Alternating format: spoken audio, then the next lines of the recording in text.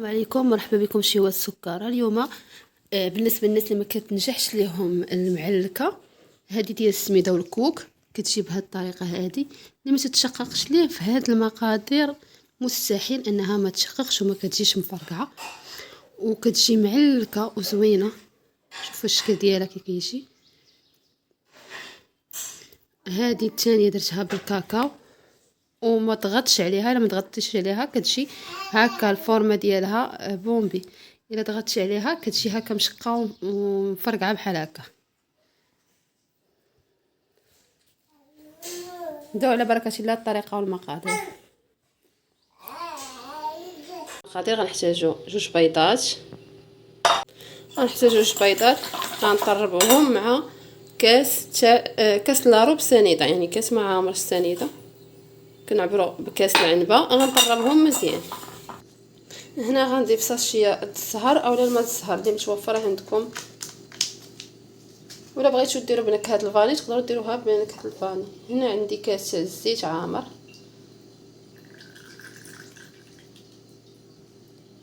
وغنضيف معلقه ديال الكونفيتير او الناباج اللي متوفره عندكم.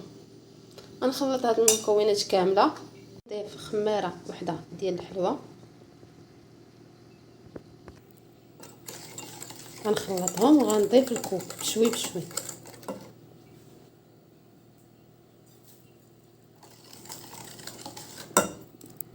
بالنسبه للكوك هنا انا ضفت 200 غرام تاع الكوك، 200 غرام تاع الكوك يعني قل من رابعه.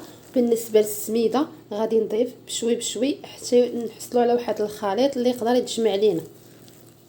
يعني تقريبا ما كتحتاج تقريبا 200 غرام وقل ديال السميده. كنبقى نضيف هكا بشوي بشويه وكنجمع الخليط ديالي. بالنسبه لطريقه التجميع كنديروا بحال هكا، تنخدموه بيدينا مزيان باش ما تعقدش لينا هاد الحشوه ديالنا ديال الكوك، ما تعقدش باش تعطينا واحد خاصها تكون شويه مرخوفه. غير تجمع لينا بحال هكا صافي كنحبسوا باش تجينا من الداخل معلكه. هنا انا راه خدمت شويه بيدي بحال هكا، تقريبا 100 غرام ديال السميده اللي درت على حساب الكوك، حيت كاين الكوك اللي تيشرب الخليط وكاين الكوك لا. المهم على الاقل الكوك يكون ضروري 100 دم، حيت كيتباع الكوك الناشف اللي هو كنزوقوا به الصابلي، والكوك 100 دم هو اللي تنديروا به هكا المعلكه. صافي انا غنكتفي بهذه الطريقه هذه، نغسل ايدي ونوريكم. ها هي صافي باش كتجمع صافي نخليها بحال هكا. بالنسبه للسكر بلاصه اللي تندير سبيسيال انا تندير هذا اللي كيكون في بيم وتيكون عند الماء الحلوه. هنا غنديروا ماء الزهر، غنديروا ايدينا في ماء الزهر وفي السكر كلاصي. وبالنسبه للفران العادي تقدروا تخدموا به، كتشعلوا النار من الفوق وعاده كتشعلوها من تحت كيتفرقع من الفوق، عاده كنديروا التحت. هنا عندنا سكر كلاصي سبيسيال، عندنا الخليط ديالنا ديك الساعه غادي نبداو نخلطوا نكوروهم. هنا الماء زهر كنديروا ايدينا في الماء زهر، كنديروا الكويره وكنديروها في السكر كلاصي نمردوها مزيان. غتضغطوا عليها غير شويه من الفوق.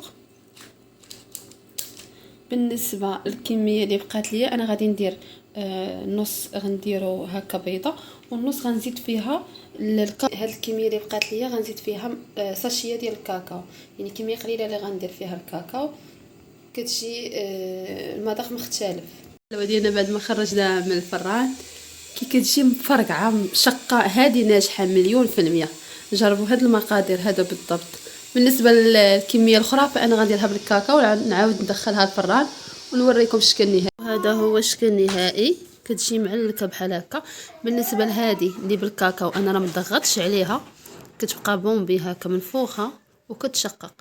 هذه ضغطت عليها مزيان كتجي بحال هكا، كتجي عريضه، راه غتبان لكم هنايا راه مضغط عليها مزيان. هنا تقدروا ديروا الكليكوس مع الناباج وديروا واحد اللوزه هنا كيجي الشكل ديالها زوين، او كريكيعه حتى هي كتجي زوينه بالصحه والراحه. جربوا هاد المقادير، يعني مستحيل ان المعلكه ديالكم ما تشققش، غتجي مشقه وزوينه بالصحه والراحه.